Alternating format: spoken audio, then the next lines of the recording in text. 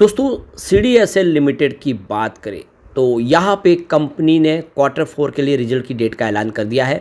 कैसा रिजल्ट रह सकता है और क्या है आगे की संभावना, यहाँ पे मार्च महीने में शेयर होल्डिंग पैटर्न में क्या संभावना बनी है, किस तरह से निवेश आया है और आगे की क्या संभावना बनेगी, उन सारी बातों को जानेंगे इस वीडियो के माध्यम से। साथ में यहाँ पे अगर हम देखें NHPC लिमिटेड के अंदर पॉजिटिव संभावना बनने लगी है, क्योंकि कंपनी ने काफ़ी बड़ा फैसला किया है। यहाँ पे कंपनी फंड रेज करने जा रही है। कंपनी अब सोलर सेक्टर में तेज़ी से अपने कारोबार को आगे बढ़ाने के लिए कुछ नई प्लानिंग कर रही है।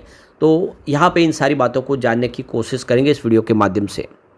इसके अलावा जोमेटो में यहाँ पे कुछ पॉजिटिव संभावना बनती हुई दिखाई दे रही है। स्टॉक आने वाले इसमें कुछ बेहतर कर सकता है, क्योंकि ब्रोकरेज हाउस बहुत ज़्यादा बुलिश है इस समय जोमेटो को लेकर।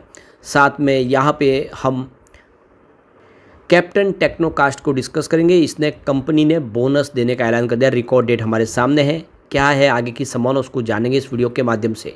लेकिन फ्रेंड्स, उससे पहले अगर आप पहली बार हमारे चैनल पे आए तो चैनल को सब्सक्राइब कर दीजिए, एक बेल आइकॉन दबा दीजिए, ताकि जब भी नया वीडियो बने पहला नोटिफिकेशन आपको मिले। वीडियो पसंद आए तो लाइक से जरूर कीजिए। चलो फ्रेंड्स, वीडियो स्टार्ट करते हैं। मैं हूँ आपका दोस्त SB दवे और हमारे अपने चैनल ऑनलाइन कमाई में आपका बहुत बहुत स्वागत है। तो सबसे पहले CDSL के कारोबार की बात करें तो 1242 पर क्लोजिंग देखने को मिली 0.80% की तेज़ी के साथ। अब इसकी परफॉर्मेंस देखें तो यहाँ पे 3 मंथ का जो हाई है वो 1619 के आसपास है और 1 ईयर का हाई इसका 1989 का है और ये इसका 5 ईयर का हाई भी है। 3 मंथ का लो देखें तो 1047 के आसपास है और 1 ईयर का लो इसका 917 का है। 3 ईयर का लो 440 के आसपास है और 5 ईयर का लो 105 का। तो स्टॉक ने बहुत ही बेहतर प्रदर्शन किया है, काफ़ी अच्छी दौड़ लगाई है। यहाँ पे म्यूचुअल फंड की बात करें तो मार्च महीने में जम के खरीदारी किया। करीब 35 ऐसे म्यूचुअल फंड्स हैं जिन्होंने यहाँ पे इन्वेस्टमेंट अपना बढ़ा दिया है और 17 ऐसे म्यूचुअल फंड भी है जिन्होंने यहाँ पे एग्जिट लिया है। तो जो बिकवाली करने वाले म्यूचुअल फंड उनके मुकाबले जो खरीदारी करने वालों की संख्या डबल है, ये बहुत बड़ी बात है। यानी CDSL में म्यूचुअल फंड ने काफ़ी अच्छी खरीदारी की है। शेयर होल्डिंग पैटर्न की बात तो प्रमोटर की होल्डिंग यहाँ पे 15% के आसपास है। कोई भी यहाँ पे गिरवी शेयर नहीं है। FI की बात करें उनकी 13.77% होल्डिंग थी सितंबर में, दिसंबर में बढ़ के 17.15% हुई। फिलहाल 11.34% की होल्डिंग है। FI ने अपना इन्वेस्टमेंट यहाँ पे कुछ कम किया है, ट्रिम किया है। उन्होंने अपनी प्रॉफिट बुकिंग किया क्योंकि स्टॉक ने काफ़ी दौड़ अच्छी लगाई है। DI की बात उनकी 21.50% की होल्डिंग थी सितंबर में, दिसंबर में 19.11% हुई और फिलहाल मार्च में 15.39% की होल्डिंग है। तो DI ने भी जम के प्रॉफिट बुकिंग कर ली है। बात करें म्यूचुअल फंड की तो 13.36% होल्डिंग थी सितंबर में, दिसंबर में घट के 11.21% हुई। फिलहाल मार्च में देख सकते हो कि 7.18% की होल्डिंग है। तो म्यूचुअल फंड ने भी यहाँ पे शानदार अपनी प्रॉफिट बुकिंग की है। अब बात करें जनरल पब्लिक की तो यहाँ पे 49.73% की होल्डिंग थी सितंबर में, दिसंबर में ये घट के 48.74% हुई। लेकिन फिलहाल मार्च महीने में 58.26% की होल्डिंग हुई है। यानी यहाँ पे CDSL में अगर देखें तो जनरल पब्लिक ने जम के खरीदारी किया है, जबकि FI DI और म्यूचुअल फंड ने अपना प्रॉफिट बुक कर लिया है। अब आने वाला है रिजल्ट हमारे सामने। तो 3 मई 2025 को कंपनी अपना Q4 का रिजल्ट डिक्लेयर करेगी। अगर हम बात करें रिवेन्यू की पिछले तो दिसंबर 2023 में 236 करोड़ के आसपास था, जो दिसंबर 2024 में 298 करोड़ के आसपास पहुंचा। सितंबर में ये 359 करोड़ के आसपास था। तो क्वार्टर ऑन क्वार्टर बेसिस पे रेवेन्यू कम हुआ है, लेकिन ईयर ऑन बेसिस पे रेवेन्यू बढ़ा है।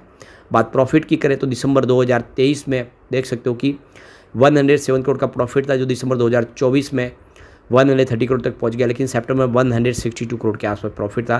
तो क्वार्टर ऑन क्वार्टर बेसिस पे प्रॉफिट कम हुआ, लेकिन ईयर ऑन बेसिस पे प्रॉफिट बढ़ चुका है। इसके अलावा नेटवर्थ लगातार बढ़ा। 2020 में 766 करोड़ के आसपास जो नेटवर्थ था वो 2024 में 1507 करोड़ तक पहुंच गया, लगभग डबल हो चुका है। काफ़ी अच्छा मौका दिखाई दे रहा है, यानी आने वाले इसमें संभावना पॉजिटिव बन सकती है। चलते हैं NHPC लिमिटेड की तरफ। 84.97 पर क्लोजिंग थी, 0.41% की यहाँ पे गिरावट देखने को मिली। तो तेज़ी के बाजार में स्टॉक ने कोई खास प्रदर्शन नहीं किया है। अब यहाँ पे जो बड़ी अपडेट निकल के आ रही है, NHPC लिमिटेड ने एक्सचेंज को जानकारी दी। यहाँ पे कुछ बोर्ड के अंदर नई अपॉइंटमेंट हुई है और कुछ री अपॉइंटमेंट हुई है। तो श्री अनिल कुमार सूद और डॉक्टर उदय सखाराम निर्गुणकर और साथ में श्री जीजू जोसेफ, ये नॉन ऑफिशियल इंडिपेंडेंट डायरेक्टर के तौर पे NHPC के बोर्ड में इनको शामिल किया गया है। तो यहाँ पे NHPC की तरफ से कहा गया कि श्री सूद और डॉक्टर निर्गुणकर और श्री जोसेफ किसी और कंपनी के बोर्ड में डायरेक्टर में नहीं है और वो अपनी पूरी सेवा है NHPC के प्रति समर्पित करेंगे। श्री अनिल कुमार सूद की बात करिए, चार्टेड अकाउंटेंट है और गोल्ड मेडलिस्ट है, काफ़ी अनुभवी है और यहाँ पे चेयरमैन थे Himachal Pradesh branch northern India region के, और अब ये एनएचपीसी के साथ जुड़ चुके हैं। अब यहाँ पे एनएचपीसी लिमिटेड की बात करें तो यहाँ पे काफ़ी शानदार पॉजिटिव संभावना बनती हुई दिखाई दे रही है और यहाँ पे कंपनी अब देख लो कि बॉन्ड प्राइवेट प्लेसमेंट के जरिए 2000 करोड़ रुपये के फंड जुटाने पर विचार करेगी और इसके लिए बोर्ड ने 23 अप्रैल 2025 को अपनी बोर्ड मीटिंग बुलाई है। तो यहाँ पे स्टॉक एक्सचेंज फाइलिंग में एनएचपीसी ने कहा है कि बोर्ड वल्नरेबल, रिडीमेबल और taxable, non convertible, non curative bond के प्रस्तावित इशू के संबंध में ये जो जानकारी दे रही है कि कंपनी अपना 2025-26 के दौरान एक या अधिक किस्तों में फंड जुटाने पर विचार कर रही है। एनएचपीसी ने एक्सचेंज फाइलिंग में कहा है कि यह सूचित किया जाता है कि कंपनी के बोर्ड मेंबर की बैठक बुधवार 23 अप्रैल 2025 को होने वाली है, जिसमें वित्त वर्ष 2025-26 के लिए 2000 करोड़ रुपए के यहाँ पे बॉन्ड्स जारी करने पर विचार किया जाएगा। अब प्राइवेट प्लेसमेंट के माध्यम से या किस तरह से, तो यहाँ पे कंपनी फंड रेज करने वाली है क्योंकि कंपनी अब अपना हाइड्रो इलेक्ट्रिक पावर प्लांट के साथ में रिन्यूएबल एनर्जी में तेज़ी से आगे बढ़ रही है। रिन्यूएबल एनर्जी में स्पेशली सोलर एनर्जी के प्रोजेक्ट के ऊपर कंपनी फोकस कर रही है और इसीलिए यहाँ पे देख सकते हो कि इसका आने वाले समय कंपनी बिजनेस में वृद्धि की ग्रोथ दिख रही है। स्टॉक की प्रदर्शन कुछ खास नहीं रही है। यहाँ पे एनएचपीसी में देख सकते हो कि मामूली गिरावट देखने को मिली। 52 वीक का हाई इसका 118 का, 2 बार 118 को टच किया, वहाँ से स्टॉक नीचे आया। 52 वीक का लो है वो 71 रुपीज़ का है। इसका मार्केट कैप 85,362 करोड़ के आसपास है और कंपनी में इस साल में 4% की तेज़ी बनी है। पिछले 5 सालों में 300% की बम्पर तेज़ी दी है। 5 साल में 23 रुपये से बढ़कर स्टॉक यहाँ पे 85 तक पहुँचा है और यहाँ पे एलआईसी के पास 5.22% की ज़बरदस्त होल्डिंग है। एलआईसी ने काफ़ी बड़ा निवेश किया है और यहाँ पे 67% की होल्डिंग है जो सरकार की, प्रेसिडेंट ऑफ इंडिया की है।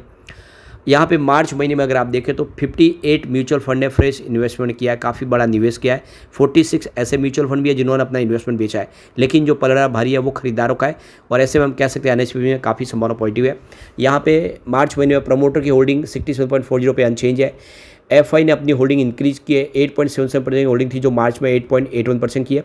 साथ में एफआई की संख्या भी इंक्रीज हुई है, 590 थी जो बढ़ के 599 हो चुकी है। म्यूचुअल फंड ने अपनी होल्डिंग इंक्रीज की है, 4.38% की होल्डिंग थी जो बढ़ के मार्च में 4.53% हो चुकी है। इसके अलावा म्यूचुअल फंड की संख्या अनचेंज है 25 पर। इंस्टीट्यूशनल इन्वेस्टर भी अपनी होल्डिंग इंक्रीज की है, 19.94% होल्डिंग थी जो बढ़ के 20.56% के आसपास हुई है। यानी ये बहुत बड़ी अच्छी बात है कि यहाँ पे एफआई, म्यूचुअल फंड और देख सकते हो कि डीआई सब ने जम के खरीदारी की है और ये शुभ संकेत है जो इशारा कर रहा है कि एनएचपीसी आने वाले समय कमाल कर सकता है। चलते हैं एटर्नल लिमिटेड यानी जोमेटो की तरफ। 215 पर क्लोजिंग थी। यहाँ पे कंपनी में 4% की इंट्राडे में तेज़ी देखने को मिली गुरुवार के दिन। मार्केट एक्सपर्ट का कहना है कि फूड डिलीवरी कंपनी के शेयर में अभी और तेज़ी आ सकती है। तो घरेलू जो ब्रोकेज हाउस है जेएम फाइनेंशियल ने जोमेटो में अपनी राय पॉजिटिव रखी हुई है। तो ये देख सकते हो कि 52 वीक का जो हाई है 304 के आसपास है और इस समय जो इसका लो है 146 के आसपास है और स्टॉक 231 के आसपास ट्रेड कर रहा है। तो कुल मिला के यहाँ पे जेएम फाइनेंशियल बहुत ज़्यादा बुलिश है स्टॉक को लेकर। यहाँ पे इसका शेयर होल्डिंग पैटर्न देखें तो प्रमोटर की होल्डिंग यहाँ पे आपको दिखाई नहीं देगी और एफआई की बात करें तो उनकी 52.52% होल्डिंग थी सितंबर में। दिसंबर में 47.31% होल्डिंग हुई। फिलहाल मार्च में 44.36% की होल्डिंग है। तो एफआई की होल्डिंग कुछ ट्रिम होती हुई दिखाई देगी। डीआई की बात करें उनकी 17.32% होल्डिंग थी सितंबर में। दिसंबर में बढ़ के 20.47% हुई और फिलहाल मार्च में 23.44% की होल्डिंग है। तो डीआई ने जम के खरीदारी की है। म्यूचुअल फंड की बात करें उनकी 13.57% की होल्डिंग थी सितंबर में।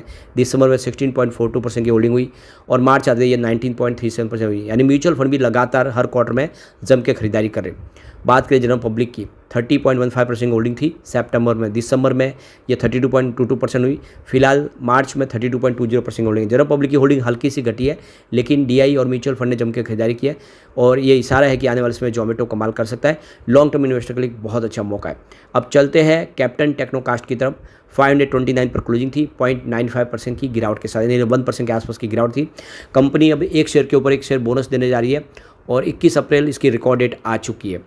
तो ये देख सकते हो कि यहाँ पे कंपनी इन्वेस्टमेंट कास्टिंग और रिलेटेड कंपोनेंट्स बनाती है और कंपनी आप देखें तो बहुत सारे अलग अलग सेक्टर के लिए, जिसमें automotive industries, aerospace, defence sector के लिए बहुत सारे प्रोडक्ट बनाती है। राजकोट बेस्ड, गुजरात बेस्ड ये कंपनी है और कंपनी के बोर्ड ने अब बोनस शेयर देने का ऐलान कर दिया है। तो ये देख सकते हो कि एक अच्छा मौका दिखाई दे रहा है खरीदारी के लिए। और यहाँ पे देख सकते हो कि कंपनी के अगर हम प्रदर्शन की बात करें फाइनेंशियल ईयर 2023 में 59.09 करोड़ का जो कंपनी का आप देखें रेवेन्यू था, जो बढ़ के 64.22 करोड़ के आसपास पहुंचा है। तो कंपनी के रेवेन्यू में यहाँ पे देखें तो 8.7% की बेसिस पे वृद्धि देखने को मिली है। नेट प्रॉफिट की बात करें 2.92 करोड़ के आसपास था। देख सकते हो कि 2023 में जो बढ़ के 3.85 करोड़ के आसपास पहुंचा, तो 31.8% की यहाँ पे अच्छी खासी वृद्धि हुई है। तो प्रॉफिट बढ़ा है, रेवेन्यू भी बढ़ा है, और एबिटा मार्जिन देख सकते 6.40 करोड़ के आसपास था 23 में, जो बढ़ के 7.31 करोड़ हुआ है 24 के अंदर। तो कंपनी का एबिटा बढ़ा है। नेट प्रॉफिट मार्जिन में 4.88% की वृद्धि देखने को मिली है। कुल मिला के एक अच्छी संभावना बन रही है, एबिटा मार्जिन बढ़ रहा है, और अब यहाँ पे कंपनी क्लियरली देख लो कि बोनस भी देने जा रही है। तो एक अच्छी संभावना दिख रही है, लॉन्ग टर्म इन्वेस्टर के लिए एक अच्छा मौका है, कंपनी का बिजनेस अच्छा है, और आने वाले समय यहाँ पे देख सकते हो कि कुछ संभावना और पॉजिटिव बनती हुई दिखाई देगी। कंपनी के आरओई में भी देख सकते हो अच्छी खासी वृद्धि देखने को मिली है। तो ये क्लियरली सिग्नल है कि ये स्टॉक कर सकता है बेहतर। लेकिन फ्रेंड्स, कोई भी इन्वेस्टमेंट करने से पहले अपने फाइनेंशियल एडवाइजर से एडवाइस ले ले, या अपना खुद का रिसर्च करें, क्योंकि मैंने वीडियो आपके एजुकेशनल पर्पज़ के लिए ही बनाए। वीडियो पसंद आए तो लाइक से जरूर कीजिए और चैनल को सब्सक्राइब कर दीजिए। Thank you friends.